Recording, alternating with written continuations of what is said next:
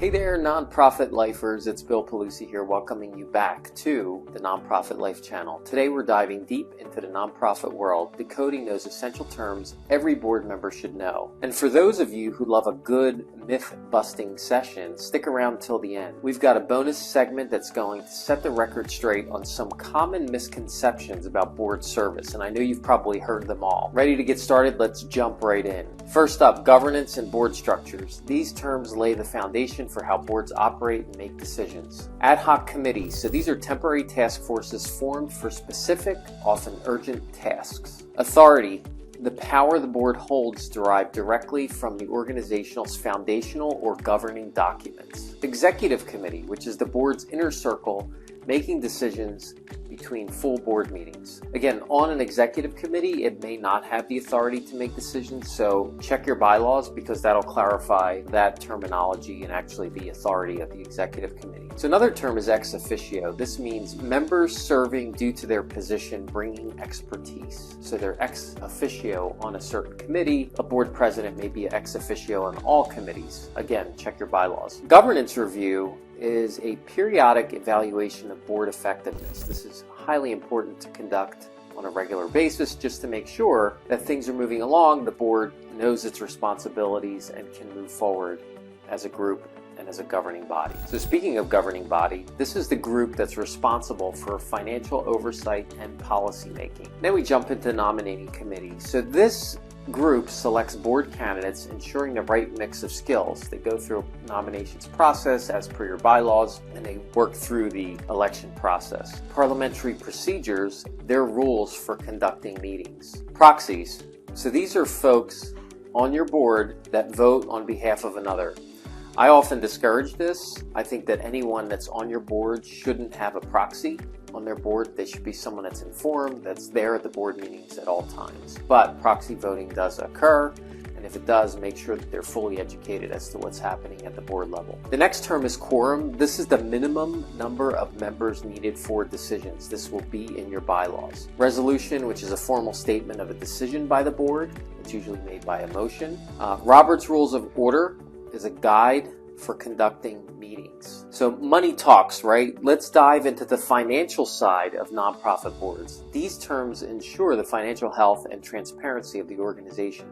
So the first one, budget. And this is a roadmap for the organization's financial plans and priorities. It is one of your governing documents. Also, D&O insurance, or as we call it, Directors and Officers Liability Insurance. This is a safety net for your board, providing liability coverage for them and all the actions that are taken in the course of their service. This does not cover willful misconduct. So designation, this is the IRS classification for nonprofits. You may be a 501c3 nonprofit, 501c6. There's over 20 classifications in the IRS tax code. Exempt, this indicates no federal income tax requirement. So you hear that sometimes, we're exempt, so no federal income tax. Another term is fiduciary responsibility. And this is what every board member should be aware of. This is the board's duty for proper financial handling as well as other duties.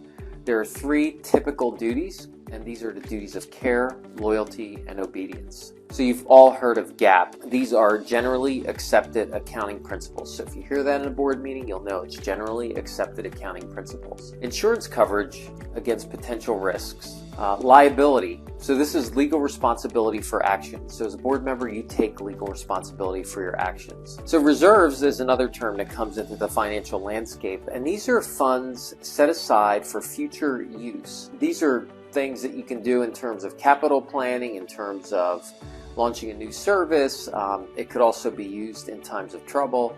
But again, reserve funds are not just there for when something happens and you need a rainy day fund, which we always hear about. It's more than that. It's to reinvest into your members. Risk management is another key term in finance, which is identifying and managing potential pitfalls.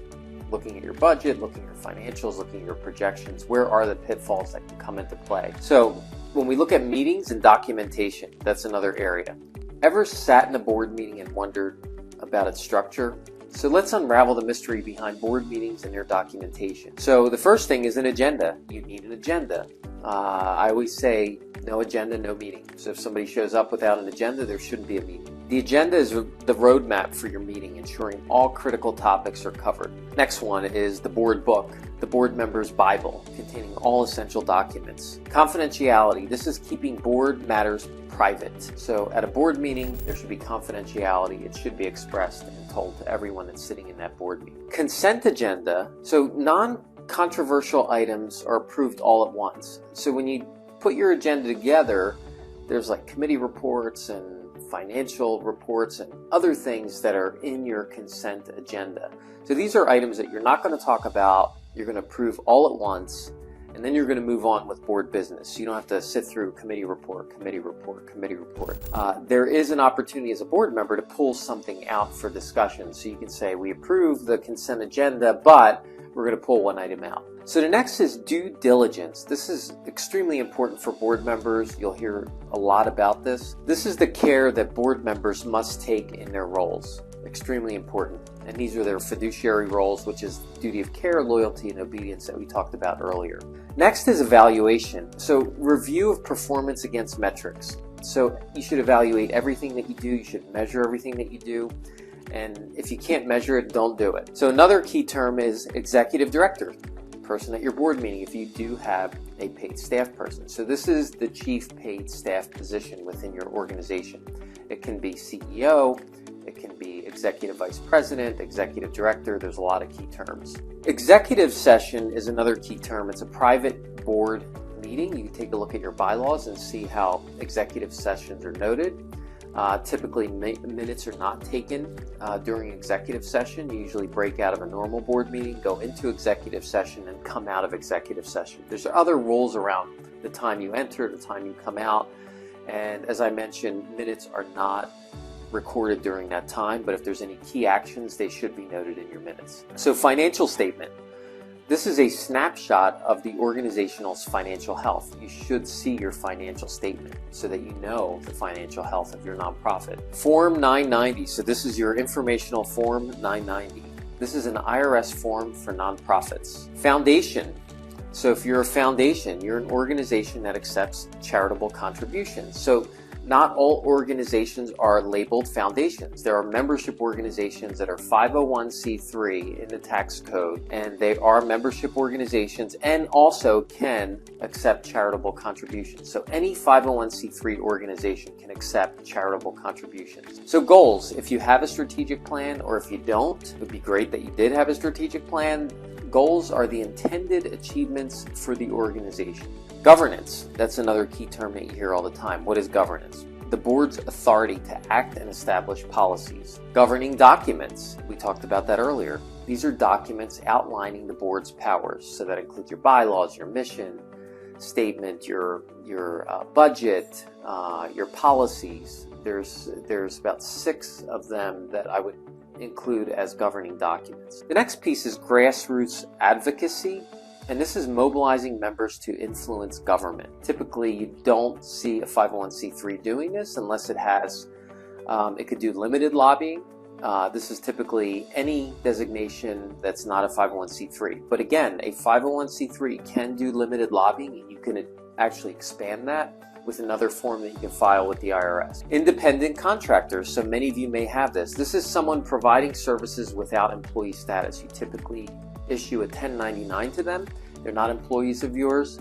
You don't direct their work. They just provide the scope of work that you ask them to do. So again, an independent contractor is not a W-2 employee within your organization. Job description. So this is really important for every board member to have. What are the roles and responsibilities for board members? There should be a job description for every single board member so that they know what their job is serving on the board. Letter of determination. So this is what the IRS provides you. It's an IRS letter confirming your tax exempt status. You'll file a Form 1023 or 1024 with the IRS asking for tax exempt status. The IRS then gives you this letter of determination.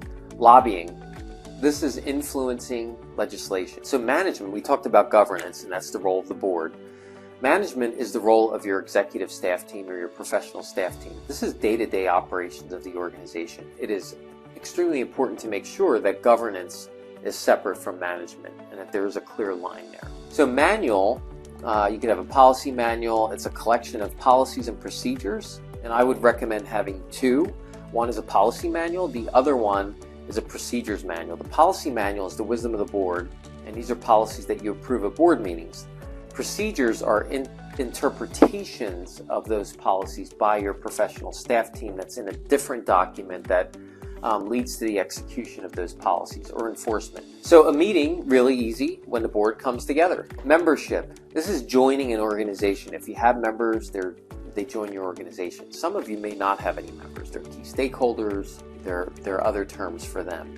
But there are organizations that don't have members. You can look at foundations, and you can look at other organizations. So minutes, they're the official record of the meeting, of board meetings. They should be approved, actually approved after every meeting. So previous set of minutes are then approved at the next meeting. So mission, this is really important.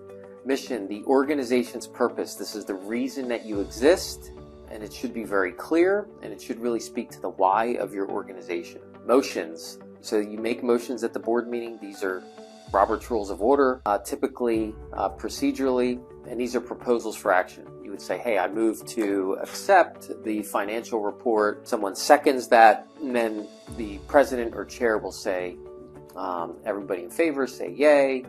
Anybody opposed, say nay. Motion passes. Nonprofit organization. So organizations without a profit motive. It does not mean that this is a business philosophy, and also doesn't mean that you can't make a profit. You should make a profit so that you can reinvest those funds into new programs and services, or also take some of those funds and put them into your reserves so that you have them. Next one is notice. This is just informing directors of upcoming meetings. That is in your bylaws to provide notice. Each state has a different requirement, so always look at your state statutes to make sure that you're 100% there. And there you have it, the top 50 terms every nonprofit board member should know. If you found this video helpful, don't forget to like, share, and subscribe for more content. But what we're going to do next is, now that we've delved deep into the essential terms every nonprofit board member should be familiar with, let's switch gears a bit. Often in the world of nonprofits and board service, there are misconceptions that float around, leading to confusion or even misguided decisions. So it's a special bonus for sticking with me, and I'm glad that you did through those crucial terms. So I'm going to provide you with the top 10 myths about nonprofit service, and I'm going to debunk them. So as we delve deeper into the world of nonprofits, we're going to look at some of these myths that board members often hear about their service. Let's set the record straight again. So the first myth is board members just attend meetings and make decisions. They don't do anything in between. You just attend, you sit in a chair, and you make some decisions and you go home. The truth is, board service is an active commitment. Members often engage in fundraising, strategic planning, and community outreach, among other duties. The next myth is board members can't be held legally responsible for the nonprofit. Untrue. Board members have fiduciary responsibilities and can be held accountable for financial mismanagement or legal violation. All right, our next myth is board members are just figureheads. Staff run the show. While staff manage daily operations, the board provides oversight, direction, and governance. Those are hugely important to making sure that the nonprofit is running at peak capacity. But again, we talked about governance and management. There is a division between the two. The next myth is board members should be major donors or fundraisers. And this is for 501c3s, mostly foundations, and you always heard the thing, it's like give, get, or get out. Is what we hear. But while fundraising is crucial, a diverse board with varied skills is essential for effective governance. So maybe you don't have the dollars to put into the board if you're serving on a foundation, but you have the connections, you have some of the skill set that's needed, and also if you're serving on a membership association board, you can give a lot of your time, a lot of your skills, and a lot of your subject matter expertise into shaping the strategy for the organization. So here's the next myth. There's no personal cost to being a board member. So beyond potential donations, board members often invest time, resources, and sometimes even personal expenses in their service. So there is a cost to serving on a board. There is time involved. So that's something that you need to know before you get involved in board service. And I would always ask, hey, before I get involved, what's the commitment? And show me the commitment form that I'm really taking this on, so that I know what I'm going to be doing into the future with this board. So the next myth, which is number 6, board members don't need any training. No, you just sit on the board and, I'll come to you through osmosis, or you can sit next to the board member that's been there for a while and cheat off their paper. It doesn't happen. So effective board service benefits from training in governance, fiduciary duties, and the specific challenges the nonprofit faces. So a good board engages in board development at least once a year and make sure that those concepts are brought forth throughout the year as well and utilized. So here's another myth which I always hear. The board's primary role is to manage the nonprofit staff. So nonprofit staff that's actually listening to this, this one's for you. So the truth is, the board's main relationship is with the executive director or chief executive officer. These are your paid top chief staff executive positions. They shouldn't micromanage staff, but instead of focusing on strategy and oversight. So the next myth is board members should serve indefinitely for continuity. You hear that all the time. Oh, well, we should serve because we know what's happening, or nobody else wants to serve, so we should serve indefinitely. And I've read bylaws, there are no term limits. So the truth is, term limits can bring fresh perspectives and prevent burnout. Continuity is maintained through good onboarding and record keeping. Also, another thing is, if you have the same board members for life, there is always an opportunity for fraud, diversion of assets, or something to happen. So I think also, beyond that, bringing new blood onto the board so you have fresh thinking. So our next myth is the board and staff should maintain a strict separation. So while boundaries are essential, collaboration and communication between the board and staff are crucial for the nonprofit success. Because I hear too many times, okay, it's a fine line between board versus governance versus management. Well, there is that fine line. We don't want the board to get involved or micromanage the professional staff team, and vice versa, have the professional staff team move into the volunteer leader role. But there needs to be a discussion between both and good collaboration. It shouldn't be, no, that's my area, stay away from it. It just really causes a lot of issues. So really try to get that collaboration and communication moving. So here's the last myth, which is board members have no role beyond the board. You always hear that. Effective board members are ambassadors for the nonprofit community, with members, advocating for its mission and promoting its work. So when you are out in the community and you're a board member, that you can promote the mission of that organization. So I think that's really important. And one bonus final one, which I always hear, you're going to serve on a board and you don't have to do anything. Well, that's not true. We talked about that earlier. You will have to do work. You have to put time into it, time in between the meeting, during the meeting, and after the meeting as well. So I think that's important to understand. So as we wrap up our deep dive into the top 50 essential terms every nonprofit board member should know, I hope you found immense value in today's discussion. But before we conclude, let's not forget the bonus segment we just covered, debunking those common myths about board service. It's essential to separate fact from fiction to serve effectively and make informed decisions. Now, for those of you who are passionate about furthering your knowledge and becoming the best nonprofit leaders you can be, I have a special recommendation for you. I'd like to introduce you to, not Elmo, which is sitting right there, but my new book, The Essential Handbook for Nonprofit Leaders. So this handbook is more than just a guide. It's a comprehensive resource filled with strategies, insights, and actionable advice tailored for nonprofit leaders just like you. Whether you're a seasoned board member or just starting your journey in the nonprofit world, or an executive director, this book is designed to be your trusted companion. So if you're looking to elevate your leadership skills, your leadership game, make informed decisions, and truly make a difference, grab your copy of The Essential Handbook for Nonprofit Leaders. Let's continue our journey of learning, leading, and making a positive impact together.